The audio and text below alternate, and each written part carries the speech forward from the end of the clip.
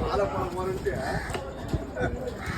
மாலை போறதுக்கு யார் சொன்னாரு அம்மா மாலை போட போறோமா ஹெல்ப் பண்ணி பண்ணாரு. சரி மாலை வாங்கிட்டு துணி வாங்கி காசு கொடுத்தான். ரெண்டாவது பேர் வாங்கிட்டு நைட்டு வீட்டுக்கு ரெண்டு போய் வீட்டு வாங்கிக்கிறாரு. அங்க வந்து சாப்பிட்டு கஷ்டமா இருக்குது. ரெண்டு குண்டா வாங்கிட்டு காவல் வாயிலாயிரம் பேர் இருக்காங்களா அந்த மாதிரி எல்லாத்தையும் எங்கிட்டே கேட்டுக்கிறேன்.